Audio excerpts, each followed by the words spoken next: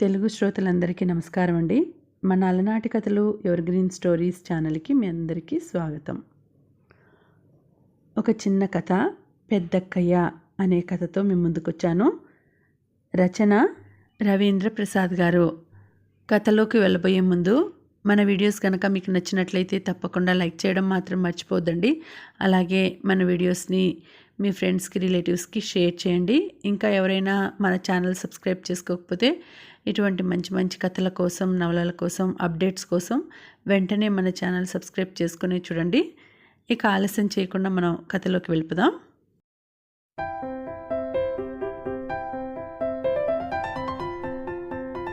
ఈ లోకంలో కొందరికి ఎప్పుడూ వెనుక వారి అవసరాలు చూస్తూ ఒక మనిషి ఉండాలి. దీపం కుందిలో వెలుగుతున్న ఒత్తి ఆరిపోబోతుంటే దాన్ని కాస్త ఎగదోసి సర్దడానికి ఒక పుల్ల ఉంటుందే, అలాగూ నరేంద్ర కూడా అలాంటివాడే. బోలెడు తెలివి, ఓర్పు ఉంది. కానీ ఏ పని చేయాలన్నా తోడు ఒకరు పక్కన ఉండాలి. ఒకసారి భలే ఉత్సాహంగా పని చేస్తుంటాడు, ఇంకోసారి నీరు కారిపోతాడు. నీరు కారి నిరుత్సాహంగా ఉంటే అతనికి హుషారు చేయడానికి ఒకరుండాలి. అతని తండ్రి వకీలు. మొదటి భార్య పోతే ఇంకొక ఆమెని పెళ్లి చేసుకున్నాడు. అంటే సురేంద్రకి మారుటి తల్లి అన్నమాట. సురేంద్ర 20 ఏళ్లకే ఎంఏ పాస్ అయ్యాడు. అంతా సవతి తల్లి ప్రోత్సాహమే. సవతి తల్లులు అలా చూసుకోవడం అరుదు. ఇలా ఆధారపడి బ్రతకడం ఒక్కోసారి అతనికి జీవితం పట్ల నిరాశగా ఉండేది. ఒక మిత్రుడన్నాడు, నీలాంటి మేధావి ఇక్కడ లాభం లేదోయ్, విదేశాలకు వెళితే బ్రహ్మాండం. ఇది మనసుకి పట్టింది సురేంద్రకి. పంజరంలో పక్షికి ఎగిరిపోవాలని ఉండదు అలా. ఇంకేముంది, తండ్రిని విదేశాలకు పంపమని, దానితో తాను చాలా పై స్థాయికి చేరతానని అన్నాడు. తండ్రి అలాగా చూద్దాంలే అన్నాడు. తల్లి మాత్రం ఒప్పుకోలేదు. పైగా తనని కూడా పంపమంది. లేకుంటే సురేంద్రకి అక్కడ ఆలనా పాలన ఎవరు చూస్తారు? అసలే వాడు అయోమయంగా ఉంటాడాయే అన్నది. సురేంద్రకి అర్థమైపోయింది తన కోరిక తీరదని. పైగా తన తల్లిదండ్రులకు నవ్వు పుట్టే విషయంలా ఆ కోరిక అయిపోయిందని. ఈ మాటే మిత్రునితో చెబితే, మరీ ఇంత అస్వతంత్రతతో బ్రతకడం ఏమిటి, దీనికన్నా అడుక్కు తినటం మేలు కదూ అన్నాడు. సురేంద్రకి అది నిజమే అనిపించింది. ఒకరోజు అర్ధరాత్రి ఇంటి నుంచి బయటకు వచ్చి కలకత్తా బండెక్కాడు. తండ్రికి ఓ ఉత్తరం రాసి మేజా బల్లపై పెట్టాడు. తండ్రి దాన్ని చదివి అతని తల్లికి కూడా చూపాడు. ఆమె చదువుకున్నాడు, రెక్కలొచ్చిన పక్షి ఎగిరిపోయాడు అన్నది. తండ్రి నలుదిక్కులా వెతికించాడు. చుట్టపక్కలకి ఉత్తరాలు రాశాడు. లాభం లేకపోయింది. ఇల్లు వదిలి కలకత్తా చేరిన సురేంద్రకి ఒకటి బాగా అర్థమైంది. ఇక్కడ తనని సొంత ఇంట్లో తల్లిలా నయానో భయానో లొంగదీసి అవసరాలు ఎవరూ తీర్చరు. అవసరమైతే తానే ప్రయత్నించాలి. ఇల్లు వదిలి చాలా కాలమైంది. బట్టలు మట్టి కొట్టాయి. శరీరం అలసిపోయింది. డబ్బులు కూడా అట్టే లేవు. ఎక్కడ తల దాచుకోవాలో కూడా అర్థం కాలేదు. అలా అని ఇంటికి వెళ్ళాలని కూడా లేదు. ఒక సురేంద్రలాంటి అభాగ్యుడే ఇతను కాస్త చదువుకున్నవాడు, ధనికుల బిడ్డ అని గ్రహించి దూరంగా కనపడే ఒక భవంతి చూపి అక్కడికి పోయి ఏదన్నా పని చూసుకో, జమీందారు హవేలీలే, ఏదో దారి చూపుతారు అన్నాడు. సురేంద్ర అక్కడికి వెళ్ళాడు. కానీ లోపలికి వెళ్ళడానికి తెగ తటపటాయించాడు. 2 రోజులు అలా మొహమాట పడుతూనే ఉన్నాడు.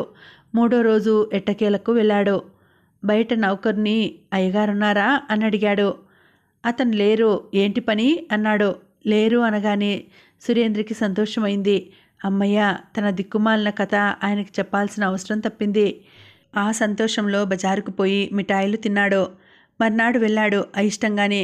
ఎవరో వెనుక ఉండి త్రోసినట్లు లోపలికి వెళ్ళాడు. భవంతి అద్భుతంగా ఉంది. తైలవర్ణ చిత్రాలు, పాలరాళ్ళు పరిచిన నేల, ఫర్నిచర్, విద్యుత్ దీపాలు, ఘరానాగా ఉంది. అయితే సురేంద్రకి అలాంటివి కొత్త కాదు. వాళ్ళు కాస్త కలిగిన వాళ్లే. అతని ఆలోచన జమీందారుని ఎలా ఎదుర్కోవాలి అని. జమీందారు గారు వజ్రబాబు ఇంట్లో ఉన్నాడు. సురేంద్రని చూసి వివరాలు అడిగాడు. సురేంద్ర తన అసలు పరిస్థితిని దాచి ఇలా రావటానికి పేదతనం కారణంగా చూపాడు. జమీందారు బాధపడి, అయ్యో అలాగా, నా దగ్గర పనులేమీ లేవు, కాకపోతే వేరే చోట ఎలాగోలా చూస్తానులే, అప్పటిదాకా ఇక్కడే ఉండు, ఏమన్నా చదువుకున్నావా, మా వాడికి చదువు చెప్పగలవా అని అడిగాడు. సురేంద్ర సంతోషంగా ఒప్పుకున్నాడు. జమీందారుకి ఆశ్చర్యం వేసింది. అసలు ఎవరికి ఏం చదివేవాడికి తాను చదువు చెప్పాల్సి ఉంటుందో కూడా అడగని ఈ యువకుడికి బుర్ర చెడిందేమో అనుకున్నాడు. మావాడు చదివేది బిఏ, అంత చదువు నువ్వు చెప్పగలవా? మౌనంగా ఉన్నాడు సురేంద్ర. జమీందారు నౌకర్ని పిలిచి సురేంద్రకి గది, స్నానం, పానం ఏర్పాటు చేయమన్నాడు. తన పెద్ద కూతురు మాధవిని పిలిచి ఇవాళ ఓ అభాగ్యుడికి ఇంట్లో చోటిచ్చి ఉండమన్నాను. చదివిన వాళ్ళలాగే ఉన్నాడు. బిఏ చదువుతున్న మీ అన్నకి చదువు చెప్పగలను అంటున్నాడు. అంత జ్ఞానం ఉన్నవాడు కనీసం నీ చెల్లి ప్రమీలకి చెప్పలేడా? ఏమంటావు? మాధవి మౌనంగా ఉంది.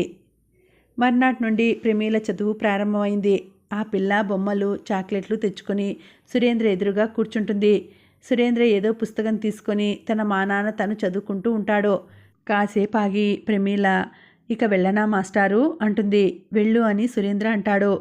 ఉదయం అలా అయిపోద్ది. సాయంత్రం వజ్రబాబు ఏవో లెటర్లు ఉద్యోగానికి సిఫార్సు చేస్తూ రాసి వాటితో ఆ వ్యక్తులను కలవమని సురేంద్రకి చెప్తాడు. సురేంద్ర వెళ్ళి ఆ ఇళ్ల దగ్గర తచ్చాడి వెనక్కి వస్తాడు. వజ్రబాబు అడిగితే మౌనంగా ఉంటాడు, లేదా ఆ వ్యక్తులు ఇంట్లో లేరని చెప్తాడు. నేరుగా తన గదిలోకి వెళ్ళి పుస్తకం చేత పట్టుకుంటాడు. అతను కలకత్తా వచ్చి చాలా పుస్తకాలు కొన్నాడు. వజ్రబాబు పెద్ద కూతురే మాధవి. ఆయన భార్య పోయి 4 ఏళ్ళు అవుతోంది. ఇది చాలదన్నట్లు పెళ్లి చేసి అత్తారింటికి పంపబడ్డ కూతురు మాధవి 16వ ఏటనే భర్తని కోల్పోయి విధవ అయ్యి పుట్టింటికి చేరింది. ఇది వజ్రబాబుని బాగా బాధించింది. ఎంతో గారాబంగా పెంచిన కూతురు మాధవికి 11వ ఏట వరుడి చదువు, సంధ్య చూసి వైభవంగా పెళ్లి చేశాడు. బాగానే కాపురం చేశారు. కానీ విధి చిన్నచూపు చూడగా మాధవి భర్త కాలం చేశాడు.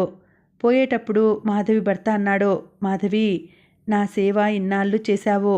ఈ జీవితాన్ని ఇక పరుల సేవకు వినియోగించు. చివరగా ఆయన చెప్పిన మాట అది. అప్పటి నుంచి మాధవి పూర్తిగా మారింది. క్రోధాన్ని, హింసని, ద్వేషాన్ని భర్త చితాభస్వంతో పాటే గంగలో కలిపింది. అయినా విధవ అయినంత మాత్రం చేత కోరికలు, అభిలాషలు పోవు. అవి పైకి వచ్చినప్పుడు ఆమె భర్తని గుర్తుకు తెచ్చుకుంటుంది. వజ్రబాబు ఇల్లు, ఇంటి ఇల్లాలు పోయిన తర్వాత గందరగోళంగా ఉండేది.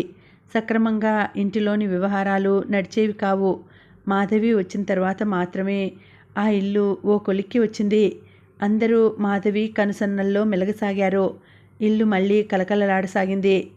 ఆమె అందరికీ పెద్దక్కయ్య అయింది. ఇంటి కుక్కతో సహా ఆమె సన్నిధి లేనిదే ఎవరికీ తోచేది కాదు. ఆమె దగ్గర చేయి చాచితే అందరికీ ఏదో ఒకటి లభించేది.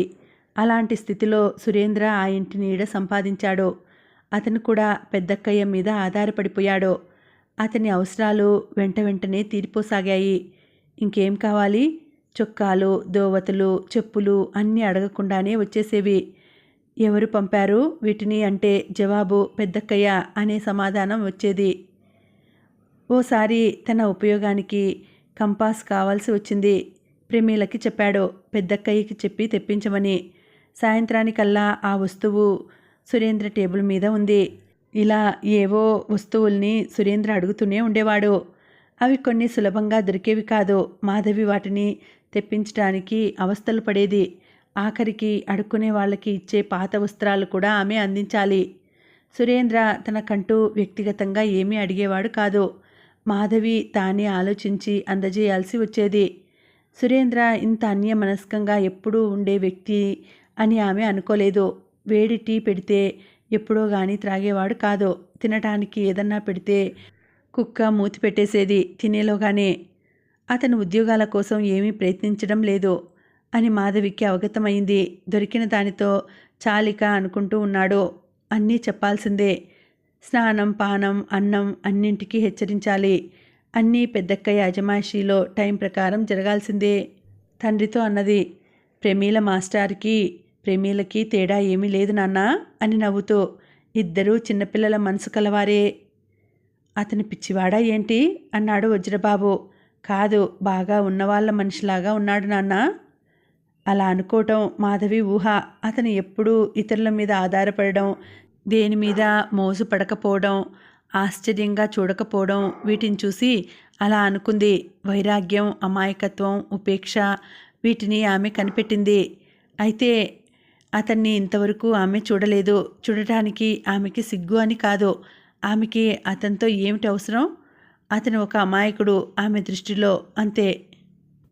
మాధవికి ఒక నేస్తం ఉంది. పేరు మనోరమ.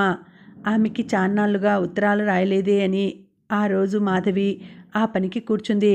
ఇంతలో ప్రమీల వచ్చి, అక్కా, మేస్టారుకి కళ్ళజోడు విరిగిపోయింది, ఇవ్వు అన్నది. ఏంటే, నేనేమన్నా కళ్ళజోడు అంగడి పెట్టుకున్నానా?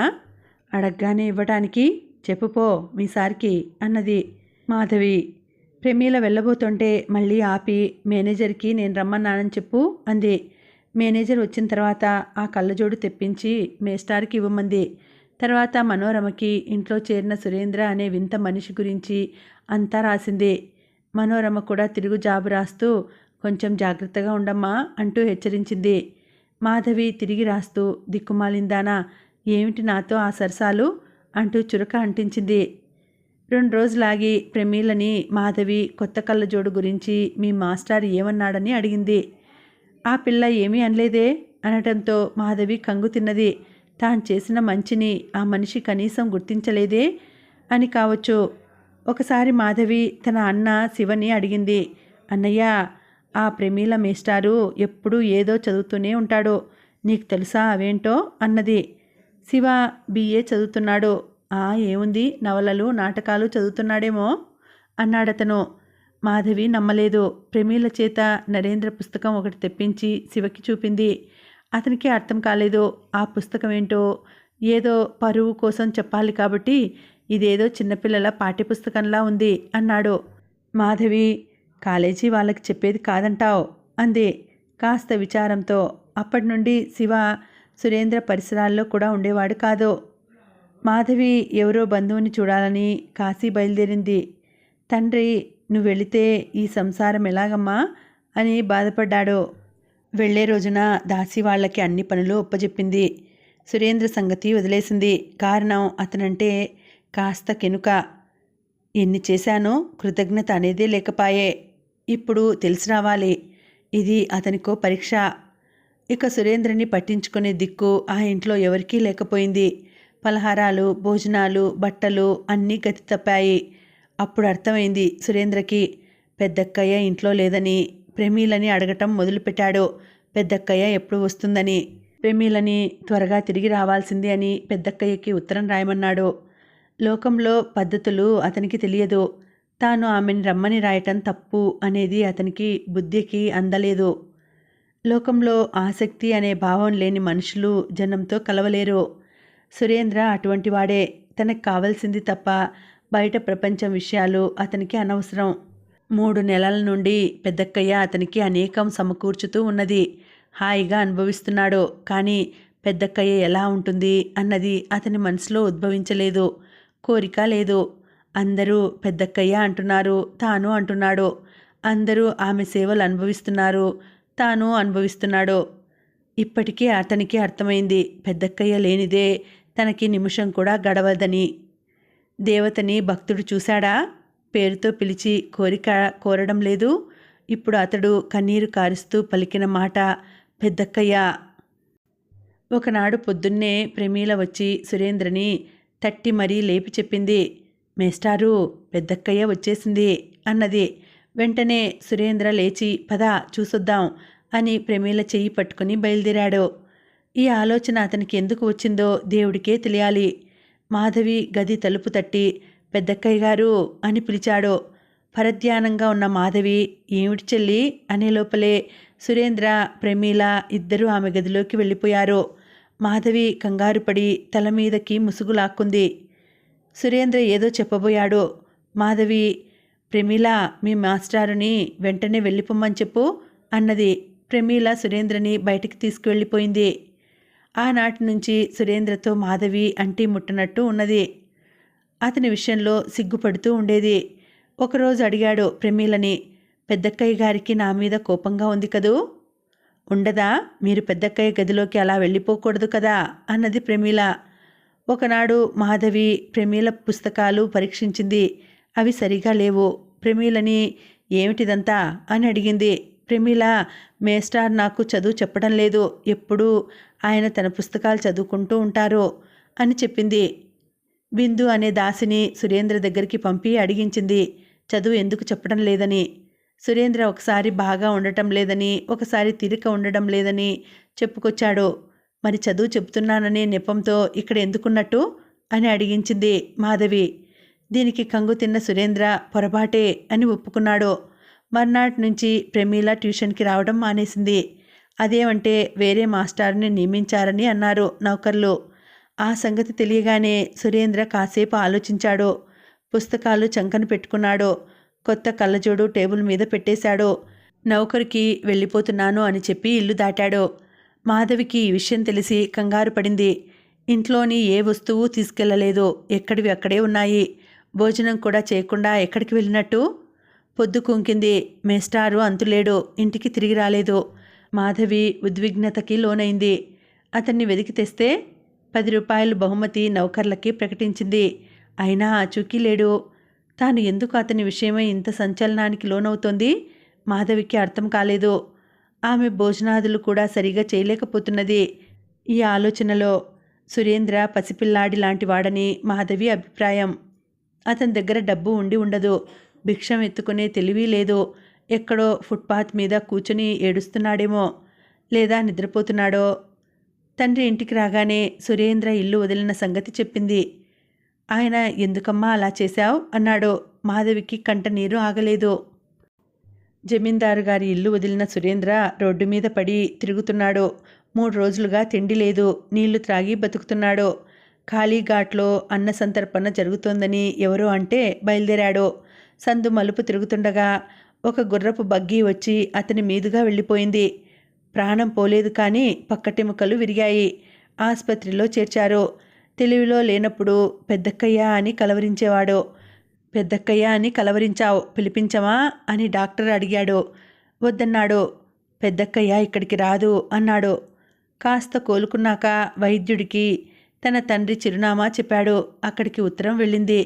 డ్యూటీలో ఉన్న వైద్యుడు జమీందారు గారి ఇల్లు తమ ఇంటి దగ్గరేనని, ప్రమాదం జరిగిన సంగతి వారికి చెప్తానని అన్నాడు. అన్నట్టే చెప్పాడు. జమీందారు బాధపడ్డాడు. ఆయన ఈ విషయం మాధవితో చెప్పి నీ పేరు కలవరించాడట. ఒకసారి వెళ్ళి చూసొస్తావా అన్నాడు. మాధవి నిరాకరించింది. జమీందారు రోజూ వెళ్ళి ఒకసారి సురేంద్రని చూసేవాడు. అక్కడి విషయాలు మాధవికి చెప్పేవాడు. ఒకరోజు మాధవితో అన్నాడు, అమ్మాయి, నువ్వు చెప్పింది నిజమే. సురేంద్ర బాగా కలిగిన కుటుంబానికి చెందిన అబ్బాయే. రాత్రి అతని తండ్రి వచ్చాడు ఆసుపత్రికి. మాధవి మౌనంగా ఆలోచిస్తూ ఉండిపోయింది. మళ్ళీ జమీందార్ అన్నాడు, ఇంట్లో నుండి పారిపోయి వచ్చాడట. సురేంద్ర తండ్రే చెప్పాడు. పైగా ఎంఏ మొదటి తరగతిలో పాస్ అయ్యాట. విదేశాలకు పోతానన్నాట. అయోమయంగా ఉంటాడని భయమేసి పంపటానికి తండ్రి వెనకడుగు వేస్తే ఇదో ఇలా ఇల్లు వదిలి వచ్చాడట. సురేంద్రని ఇంటికి తీసుకుపోతాను అంటున్నాడు. మాధవి పొర్లుకొస్తున్న కన్నీటిని ఆపుకుంటూ ఊపిరి బిగబట్టింది. సురేంద్ర తన ఇంటికి వెళ్ళి 6 నెలలు పైగా అయ్యింది. మనోరమ పుట్టింటికి వచ్చి మాధవిని కలిసింది. సురేంద్ర గురించి అడిగింది. ముందు మౌనంగా ఉన్నా తర్వాత అతను ఇంటికి వెళ్ళిపోయాడుగా అన్నది మాధవి. నిన్ను వదిలి ఎలా వెళ్ళాడే అన్నది మనోరమ. మాధవికి ఏడుపు వచ్చింది. ఆపుకోలేకపోయింది. తనన్న మాటకి బాధపడిందేమో అనుకుని మనోరమ, ఈ మాత్రం హాస్యం కూడా నిన్ను బాధిస్తే ఎలా మాధవి అన్నది. మాధవి విచారంతో, నేను తలచెడిన దాన్ని మనోరమ అన్నది. మనోరమకి కూడా ఏడుపు వచ్చింది. నేనే వెళ్ళిపోమన్నాను అంటూ మాధవి జరిగిందంతా మనోరమకి చెప్పింది. ఒకవేళ అతను చనిపోయి ఉంటే నాకు పిచ్చెక్కిపోయేది అన్నది చివరగా. అప్పుడేం, ఇప్పుడు కూడా పిచ్చెక్కే ఉంది అనుకున్నది మనోరమ. ఇంటికి వెళ్ళి భర్తకి జాబు కూడా రాసింది. అందులోని విషయాలు కఠినంగా ఉన్నాయి. మీరు స్త్రీలను నమ్మరాదని ఒకసారి అన్నారు. అది నిజమేననిపిస్తుంది మాధవిని చూసిన తర్వాత. ఆమెని తప్పు పట్టాలని కాదు. దేవుడు స్త్రీజాతికి అలా రాశాడు. హృదయాన్ని కోమలంగా సృష్టించాడు. నాకు మీ పాదాల వద్ద తలపెట్టి మిమ్మల్నే చూస్తూ చనిపోవాలని ఉంది. ఆమె స్త్రీ పట్ల నాకున్న నమ్మకాన్ని పాడు చేసింది. నన్ను మీరు నమ్మవద్దు. త్వరగా ఇక్కడి నుంచి తీసుకెళ్ళిపోండి. ఇది ఆ ఉత్తరంలో ఉన్న ముఖ్యాంశం. మనోరమ భర్త కూడా జవాబు ఇచ్చాడు. హృదయంలో ప్రేమ ఉన్నవారే ప్రేమిస్తారు. లతా చెట్టుని ఆశ్రయిస్తుంది. అది సహజం. నిన్ను నేను నమ్ముతాను. మనోరమ, మాధవి మందభాగ్యురాలు, విధవలు అలా చేయవచ్చా అని రాసింది తిరుగుటపాలో. ఆమె భర్త ఆమె మందభాగినే. విధవ అయ్యి ఇంకొకరికి మనసు ఇచ్చి మీ వంటి విధవ కాని వాళ్ళకి కోపం తెప్పిస్తున్నది కదూ. నేను బ్రతికున్నంత వరకు నీకు హాయిగా ఉంటుంది. తర్వాత నీవు మరొకరిని ప్రేమించు, తప్పేమిటి అని రాశాడు. అది చదివి మనోరమకి కోపం వచ్చింది. తిరుగు సమాధానం ఇవ్వలేదు. ఇక తర్వాత మనోరమ ఎప్పుడు మాధవి దగ్గరికి వచ్చినా సురేంద్ర విషయం ఎత్తేది కాదు. అది మాధవి మనసుకు బాధ కలిగిస్తుందని ఆమె అనుకున్నది. సురేంద్ర ఇంటికి చేరాడు. సవతి తల్లి అతి శ్రద్ధ తీసుకొని అతన్ని విసిగించనందువల్ల త్వరగానే తేరుకున్నాడు. కానీ శరీరంలో ఏదో తేడా మిగిలే ఉన్నట్లు కనిపించేది. గుండె వద్ద నొప్పి ఉండేది. సురేంద్రకి ఆనందం, శృంగారం, యవ్వనం వీటి ఆలోచన అసలు అంకురించేది కాదు. అయోమయ స్థితిలోనే ఉండేవాడు. తాను ఆధారపడాల్సిన ఒక వ్యక్తి అన్వేషణ ప్రసక్తి అతనికి తట్టడం లేదు. ఒకరోజు అతనికి జ్వరం వచ్చింది. తల్లి ప్రక్కనే ఉంది. అప్పుడు అతను చేసిన పని ఒక కార్డు తీసుకుని, పెద్దక్కయ్య గారు, నాకు జ్వరంగా ఉంది, బాధ అనిపిస్తుంది అని గజిబిజిగా రాశాడు. అది పోస్ట్ అయితే చేయబడలేదు. పని మనిషి దాన్ని చెత్తలో పారేసింది. ఇక అతను వేచి చూసినా జవాబు ఎలా వస్తుంది? ఇంతలో ఒక సంఘటన జరిగింది. సురేంద్ర అమ్మ తరపు తాత ఒక మాదిరి జమీందారు అకస్మాత్తుగా పోయాడు. అతనికున్న బోలెడు ఆస్తికి సురేంద్ర వారసుడయ్యాడు. 25 గ్రామాల జమీందారీ, ఏటా 50,000 రూపాయలు ఆదాయం. కర్మకాండలు అన్నీ అయిన తర్వాత చుట్టుపక్కల మధ్య సురేంద్ర పెళ్లి విషయమే చర్చ అయింది. దానికి ఎంతో కాలం పట్టలేదు. వెతికి వెతికి మరీ వధువుని ఎన్నుకొని సురేంద్రకి పెళ్లి చేశారు. నూతన వధువుతో ధూమ్ధాం వైభవంతో సురేంద్ర ఇంటికి చేరాడు. 5 ఏళ్లు గడిచాయి. ఈలోగా సురేంద్ర తండ్రిని కోల్పోయాడు. తల్లేమో తన వాటా ఆస్తి తీసుకొని పుట్టింటికి చేరింది. ఇక మిగిలింది జమీందారు సురేంద్ర, అతని భార్య, అతని మిత్ర భజన బృందం. జమీందారుగా అతనికి వచ్చిన మంచి అమాయక జమీందారు స్నేహితులు ఏది అడిగినా ఇచ్చేస్తాడు అని, చెడ్డ పనుల కోసం జనాన్ని పీడిస్తున్నాడు అని. రెండూ నిజమే. మంచి సరే, చెడ్డ పేరుకి కారణం కచేరీ మేనేజర్ మధుబాబు వల్ల. జల్సాలు చేసే మధుబాబు ఈ జల్సాల ఖర్చంతా జనం మీద వేసి పీడించేవాడు. సురేంద్ర భార్య శాంతి అతన్ని హెచ్చరిస్తూ ఉండేది. మీరు జమీ వ్యవహారాలు ఇతరుల మీద పెట్టక స్వయంగా చూసుకుంటే మంచిది. ఇప్పటికే చెడ్డ పేరు వచ్చేసింది. ఆ మేనేజర్ వల్లనే ఇదంతా. తీసేయండి అతన్ని అన్నది. సురేంద్ర కొన్నాళ్ళు బాగానే వ్యవహారాలు చక్కబెట్టేవాడు. మధుబాబుకిది బాధయింది. ఇలా అయితే కష్టమండి అని అసహనం వ్యక్తం చేయటమే కాదు, ఇష్టం లేకుంటే చెప్పండి, నేను వెళ్ళిపోతాను అంటున్నాడు. ఇక సురేంద్ర మెత్తబడిపోయేవాడు. మళ్ళీ కథ మొదలుకి వస్తుంది. అతని మిత్రులు, సరదాలు, గానా బజానా. ఇది చాలక సురేంద్ర ఒక కొత్త భవంతి కట్టించి దాంట్లో లోకేసి అనే ఒక వేశ్యకి ఆశ్రయం ఇచ్చాడు. సురేంద్ర అతని మిత్రులు రోజుల తరబడి అక్కడే. లోకేసి నృత్య ప్రదర్శనలే వారి లోకంగా అయిపోయాయి. శాంతి ఒకరోజు సురేంద్రని నిలదీసింది. రోజుల తరబడి ఎక్కడుంటున్నారు? నన్నెందుకు నిర్లక్ష్యం చేస్తున్నారు అని. ఆమె ఏడుస్తూనే ఉంది. శాంతి, ఎందుకు ఏడుస్తావు? ఏమైందని అడిగాడు సురేంద్ర. ఏమైందా? నా కష్టాలు మీకెప్పుడూ చెప్పుకోలేదు. మీ మనసు నాది కాకుండా పోయింది. అసలు మీ మనసులో కూడా ఏదో బాధ ఉంది. అది తెలుసుకోవాలని ఉంది నాకు. ఏమిటా బాధ? సురేంద్ర ఆమెను దగ్గరికి తీసుకుని కళ్ళు తుడిచి అన్నాడు. తెలుసుకొని ఏం చేస్తావు చెప్పు. మీ ఆరోగ్యం సరిగ్గా లేదు, అవునా? ఇప్పుడేంటి? 5 ఏళ్ల నుండి ఇలాగే ఉంది. కలకత్తాలో ప్రమాదం జరిగింది. చావు నుంచి బయటపడినా లోపల ఎక్కడో సెగ వేస్తున్నది అన్నాడు. అయితే కలకత్తా పోయి పెద్ద డాక్టర్లకు చూపిద్దాం పదండి అన్నది శాంతి గాబరాగా. సురేంద్ర దిగ్గున లేచి, అవునవును, అక్కడ పెద్దక్కయ్య గారు కూడా ఉన్నారు అన్నాడు. నాకు ఆమెను చూపిస్తారా? పిలిపిస్తారా మన ఇంటికి? చూడాలని ఉంది నాకు. పిలిపిస్తాను. నేను చనిపోతున్నాను అంటే తప్పక వస్తుంది అన్నాడు సురేంద్ర. శాంతి అతని నోరు మూసి, అలాంటి మాటలు అనకండి అన్నది. ఆమె వస్తే నాకు బాధే ఉండదు, సంతోషంగా అన్నాడు సురేంద్ర. భార్య ముందు ఇలా ఏ భర్త అయినా మాట్లాడతాడా? శాంతి మనస్సు కలుక్కుమన్నది. తానెవరు ఇక? పైగా అంటున్నాడు, నువ్వే వెళ్ళి పిలుచుకొనిరా అని. శాంతి ఏడుస్తూనే ఉంది. మరునాడు శాంతి మధుబాబుకి హెచ్చరిక పంపింది. వెంటనే ఆ లోకేష్ని తరిమివేయాలి, లేకుంటే నిన్ను పనిలో నుంచి తీసివేయటం జరుగుతుందని. మిత్రులు కూడా ఎవ్వరూ రాకూడదని ఆంక్షలు పెట్టింది. భర్త ఇంటి నుండి బయటికి వెళితే నేను వెంటనే చనిపోతాను అని చెప్పేసింది. ఆమె ఆజ్ఞలు అమలు అయ్యాయి. సురేంద్ర ఇక జమీ విషయాలు చూసుకోవడం చేస్తున్నాడు. కలకత్తా ప్రయాణం ఆగింది. శాంతి ఒక పెద్ద డాక్టర్ని పిలిపించి చికిత్స చేయిస్తున్నది.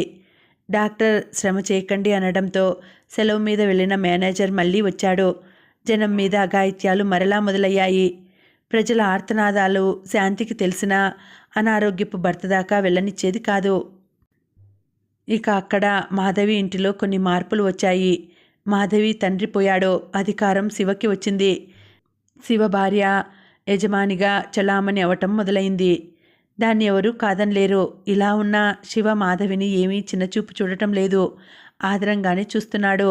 అయితే ఎప్పుడైతే శివ భార్య యజమానురాలు అయిందో మాధవికి ఆదరం ఉన్న అధికారం తగ్గింది. ఇప్పుడు కష్టం కలిగినా చెప్పుకోలేని స్థితి వచ్చింది. మాధవి ఆత్మాభిమానం గల స్త్రీ. కలహం ఆమెకి నచ్చదు. ఒకరోజు అన్నగారితో చెప్పింది, శివ, నేను మా ఇంటికి వెళతాను. ఆయన చెల్లి ఆమె కొడుకు కాశీలో ఉంటున్నారుగా, వారిని తెచ్చుకొని గోవిందపురంలో ఉంటాను. పర్వాలేదు, ఇల్లుంది, 10 ఎకరాల పొలం ఉంది, దాంతో నాకు గడిచిపోతుంది. శివకి అనుమానం వచ్చింది. ఇక్కడ ఏమైనా ఇబ్బంది ఉందా? చెల్లి, చెప్పు, సరిచేస్తాను అన్నాడు. అదేమీ లేదని చెప్తూ మాధవి, నీ కొడుక్కి ఒడుగు చేస్తావుగా, అప్పుడు వచ్చి నన్ను తీసుకెళ్దువులే అన్నది. ఓ, దానికింకా 8 ఏళ్ల సమయం ఉందిగా అమ్మా. బ్రతికి ఉంటేనేలే అన్నది మాధవి. అన్నీ సర్దుకుంది. మాధవి ఇల్లు వదినగారికి అప్పగించింది. వెళ్ళేటప్పుడు మళ్ళీ శివ తడి నిండిన కళ్ళతో వచ్చి, మాధవి, నేను నిన్నేమీ బాధించలేదుగా, సరే నీకు ఎక్కడ బాగుంటే అక్కడే ఉండు, ఉత్తరాలు రాయి అన్నాడు. మాధవి ముందు కాశీకి పోయి ఆడబిడ్డ కొడుకుని తీసుకొని తన అత్తవారిల్లు గోవిందపురం చేరింది. అక్కడ చటర్జీ అనే వ్యక్తి మాధవి పొలాలు చూస్తూ ఫలసాయాన్ని అనుభవిస్తున్నాడు. మాధవి రాక వల్ల అతనికి ఇబ్బంది వచ్చింది. అతను మాధవి దగ్గరికి వచ్చి, అమ్మా, 2 ఎకరాల పొలం శిస్తూ 100 రూపాయల దాకా బాకీ ఉన్నాం, వాళ్ళు వేలం వేసేట్టు ఉన్నారు అన్నాడు. మాధవి 100 రూపాయలు చటర్జీకి పంపింది. అతను దాన్ని వాడేసుకున్నాడు. మాధవి ఇంకా ముందుకెళ్ళింది. 2 ఎకరాలు అంటాడేమిటి? చటర్జీని ఇంకా భూమి ఉండాలి, ఏమైంది అనేసరికి చటర్జీకి కోపం వచ్చింది. ఏదేదో చెప్పాడు. అమ్ముడు పోయాయి అన్నాడు. మాధవి, కాగితాలు తెప్పించండి, తిరిగి సొంతం చేసుకుంటాను అన్నది. చటర్జీ గొనుక్కుంటూ జమీందారు ఉండే లలిత్ గ్రామం వెళ్ళిపోయాడు. ఆ ప్రాంతం జమీందారు మన సురేంద్రే. అతడు నేరుగా మధుబాబు దగ్గరికి వెళ్ళి లబోదిబో అన్నాడు. 100 రూపాయలు లంచం ఇచ్చాడు. మధుబాబు బుర్రకి పని చెప్పాడు. విషయం అంతా చటర్జీ నుంచి లాగాడు. మొత్తం 25 ఎకరాలు, 3000 రూపాయలు విలువ చేసే భూమి. చటర్జీ మధుబాబు విషపుట ఆలోచన చేశారు. చటర్జీ పని చేసి పడితే 1000 రూపాయల లంచం మధుబాబుకి ఇచ్చేట్టు ఒప్పందం కుదిరింది. కుట్ర ఫలితంగా 10 ఏళ్ల శిస్తు బకాయి ఉన్నట్టు, దానికి వడ్డీ కలిపి 1500 రూపాయలకు మాధవిపై దావా వేశారు. సమ్మని ఇచ్చినా అది మాధవికి చేరలేదు. ఎక్స్ పార్టీ డిగ్రీ అయ్యింది. నెల తర్వాత తన పొలం జప్తు అయినట్టు తెలిసిందామెకి. పొరుగింటామెతో మాట్లాడింది. నేను వెళ్ళి జమీందార్తో మాట్లాడనా, ఫలితం ఉంటుందా అన్నది. ఆమె సేకరించి తెలుసుకున్న వివరాలు ఏమిటంటే, జమీందారు సురేంద్రకి ఆడవాళ్ల పిచ్చి ఉంది. మాధవి అందాల రాశి కాబట్టి ఆమెని అనుభవించకుండా వదలడు. మాధవి జమీందారు దగ్గరికి వెళితే ఆస్తి మధుబాబు కుట్ర వల్ల దక్కకపోగా శీలాన్ని కూడా కోల్పోక తప్పదు. ఈ వివరాలు మాధవికి చెప్పి, ఇక నీ ఇష్టం తల్లి అన్నది పొరిగింటావిడ. మాధవి ఆలోచనలో పడింది. సురేంద్ర గుర్తుకు వచ్చాడు. కానీ సురేంద్ర స్వభావం ఇది కాదే. అతను ఆడవాళ్ళని కన్నెత్తి కూడా చూడడే. ఈ జమీందారు ఆ సురేంద్ర ఒకటి కాదేమో. ఈ ఆలోచనలతో ఆమెకి నిద్ర పట్టలేదు. అయినా అల్లుడి కోసమన్నా ఆ భూమి దక్కించుకోవాలంటే జమీందారు దగ్గరికి వెళ్ళాలి అనుకున్నది. ఇరుగు పొరుగు దివాణంలోకి పోవద్దని మొత్తుకున్నారు. కారణం తన యవ్వనం, అందమేగా. ఇవి ఇంకా నన్ను వదల్లేదు అనుకుంది ఆమె. అయితే వాటిని ఎప్పుడో మర్చిపోయింది. 22 ఏళ్లకే ఆమె కోరికలు మర్చిపోయిన మనిషేమో, కానీ ఎదుటివారు అలా ఉండాలని లేదుగా. వాళ్ళని అందం కవిస్తుందిగా. జమీందారు మనిషి ఇల్లు స్వాధీనానికి వచ్చాడు. సురేంద్ర గురించి చెడుగా చెప్పటం మొదలుపెట్టాడు. ఇక లాభం లేదని మాధవి పడవ మాట్లాడుకుని ప్రమీల అత్తగారి ఊరు సోంపురం బయలుదేరింది. ప్రమీలకి కిందటేడు పెళ్ళయింది. పడవ నదిలో సాగిపోతున్నది. ప్రయాణం గాలివాటు కారణంగా నెమ్మదైంది. పాండాగంజ్లో పడవ ఆపించి వంట వండుకోవాలని అనుకుంది మాధవి. పాడాగంజ్లో వంట దినుసులు దొరుకుతాయి. తాను తినకపోయినా చిన్నపిల్లాడు అల్లుడికి తినిపించాలి. కార్తీక మాసం చలి మొదలైంది. సురేంద్ర కాస్త జమీందారిని పట్టించుకొని కాగితాలు దస్తావేజులు చూస్తున్నాడు. ఆరోగ్యం అని శాంతి అన్నా కాగితాలు చూసినంత మాత్రాన ఏమీ కాదులే అని సర్ది చెప్పాడు. శాంతి మొత్తం మీద భర్త మీద పట్టు సాధించింది. మిత్రుల మాట విని ఒకప్పుడు సురేంద్ర కాస్త దారి తప్పాడు. ఇప్పుడు మేడపైనే ఉంటున్నాడు. ఉన్నట్టుండి సురేంద్ర శాంతిని పిలిచి కచేరీ దాకా వెళ్ళి వస్తాను అన్నాడు. ఎందుకన్నట్టు చూసింది శాంతి. ఆ మధుబాబుకి ఇక పనిలోకి రావద్దని చెప్తాను. ఏం చేశాడో తెలుసా? గోవిందపురంలో ఒక విధవావిడ ఆస్తులు వేలం వేసి లాగేశాడు. నాకు చెప్పాడా అన్నాడు. శాంతి విధవావిడ మీద ముందు జాలిపడ్డా, మళ్ళీ ఆమె శిస్తు అంత బాకీ పడితే ఎలా వదులుతాం అన్నది. అయితే ఒక నిర్భాగ్యురాలైన విధవని ఇంట్లోంచి వెళ్ళగొడతారా? ఎంత అన్యాయం! నేనెలా అంటాను? అయినా మీ డబ్బు మీ ఇష్టం అన్నది మాధవి. అది కాదు శాంతి, నా డబ్బు నీ డబ్బు కాదా? రేపు నేను పోతే అలాంటి మాటలు అనకండి. కాసేపు ఆగి సురేంద్ర అన్నాడు. నా పెద్దక్కయ్య పేరు చూడు, ఈ దస్తావేజు పేరు మాధవీదేవి. ఈమె ఇల్లే వేలం వేసింది. శాంతికి అర్థమైంది. ఓహో, అందుకా అన్యాయం అంటున్నారు, ఆస్తి తిరిగి ఇవ్వాలంటున్నారు. అవును, ఇస్తాను, సర్వం సమస్తం ఇస్తాను అన్నాడు. శాంతికి కాస్త అసూయ కలిగింది కూడా. సురేంద్రకి కచేరీలో మధుబాబు కనబడ్డాడు. సురేంద్ర అడిగాడు, గోవిందపురంలో వేలమైన ఆస్తి ఎవరిది అని. రామ్తను సన్యాల్ విధవ కోడలిది. ఆమె శిస్తు బాకీ పడ్డ ఖాతా చూపించు. ఇక్కడ లేవు ఖాతా పుస్తకాలు బదులిచ్చాడు మధుబాబు. సరే తెప్పించు. ఇప్పుడు ఆమె ఎక్కడుంది? కలకత్తాలో తండ్రి ఇంట్లో ఉండవచ్చు. ఆమె పేరు? సురేంద్ర అడిగాడు మధుబాబుని. మాధవీదేవి అంటూ ఆమె వివరాలన్నీ చెప్పాడు మధుబాబు. మాధవీదేవి తన పెద్దక్కయ్య గారని తెలిసి కూలబడ్డాడు సురేంద్ర. కాసేపు ఆగి గుర్రం సిద్ధం చేయమన్నాడు. గోవిందపురానికి ఎంత దూరం? ఎప్పట్లోగా చేరుకోగలం అన్న వివరాలు అడిగి తెలుసుకున్నాడు.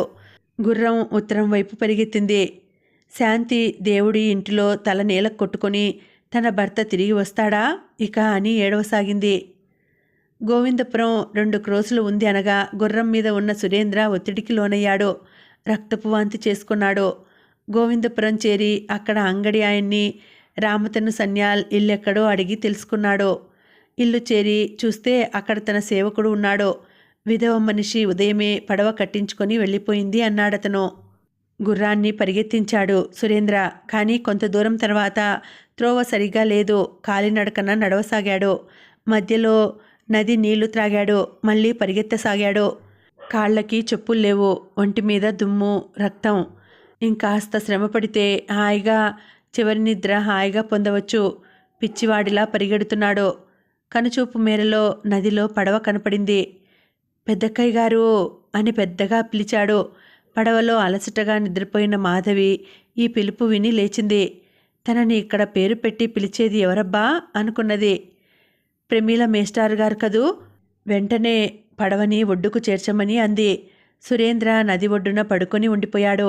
పడవ వాళ్ళు సురేంద్రని పడవలోకి చేర్చారు. పడవ వాళ్ళు, ఈయనేనమ్మా లలితపురం జమీందారు గారు అని మాధవికి చెప్పారు. మాధవి పడవ వాళ్ళని పిలిచి, రాత్రిలోగా లలితపురం చేర్చగలరా అని అడిగింది. ఇంతలో సురేంద్రకి స్పృహ వచ్చింది. మాధవి కూర్చొని అతని తలని తొడమీద పెట్టుకుని నిమ్మరసాగింది. సురేంద్ర అడిగాడు, నువ్వు పెద్దక్కయ్య గారివా అని అడిగాడు సురేంద్ర. నేను మాధవిని అన్నదామే. ఈ లోకంలో విశ్రాంతి, శాంతి మాధవి ఒడిలోనే ఉందనిపించింది సురేంద్రకి. పెద్దక్కయ్య గారు ఎంత బాధ అన్నాడు సురేంద్ర. పడవ సాగిపోతూ ఉన్నది. దాసి విసనకర్రతో విసురుతున్నది. సురేంద్ర అడిగాడు, ఎక్కడికి ప్రయాణం అని అడిగాడు. ప్రమీల అత్తవారింటికి అన్నది మాధవి. ఇలాంటప్పుడు చుట్టాల ఇంటికి పోవడం ఏంటి పెద్దక్కయ్య గారు అన్నాడు సురేంద్ర. మొత్తం మీద ఇంటికి చేరారు. మాధవి ఒళ్ళో తల పెట్టుకుని కళ్ళు మూసుకుని ఉన్నాడు సురేంద్ర. అతనికి జరుగుతున్న రక్తస్రావాన్ని అక్కడి ఏ డాక్టర్ ఆపలేకపోయాడో. మాధవి మనసులో ఏముందో తెలియదు. ఆమెకి 5 ఏళ్ల క్రితం జ్ఞాపకాలు వస్తూ ఉండాలి. అప్పుడు మాధవి సురేంద్రని ఇంటి నుంచి వెళ్ళగొట్టింది. ఇప్పుడు సురేంద్ర ఆమెని ఎక్కడికో వెళ్లకుండా వెనక్కి తెచ్చాడు. సూర్యాస్తమయం అవుతున్నది. దీపం వెలుగుతుంది. అతని కాళ్ల దగ్గర శాంతి ఉంది. సురేంద్ర మాధవి వంక చూశాడు. శాంతికి వినపడకుండా మాధవి ముఖం దగ్గరికి లాక్కొని, పెద్దక్కయ్య గారు గుర్తుందా? ఆ రోజు నన్ను వెళ్ళగొట్టారు. అందుకే నేనిప్పుడు నీ ఇంటి నుంచి వెళ్ళగొట్టి పగ తీర్చుకున్నాను. సరిపోయిందా అన్నాడు. మాధవి ఆ మాటలు వినగానే స్పృహ కోల్పోయింది. ఆమె తెలివిలోకి వచ్చేసరికి ఇంట్లో పెద్ద రోదనలు వినపడుతున్నాయి. సమాప్తం. మళ్ళీ వచ్చే వీడియోలో కలుసుకుంటానండి. అంతవరకు సెలవు. నమస్తే.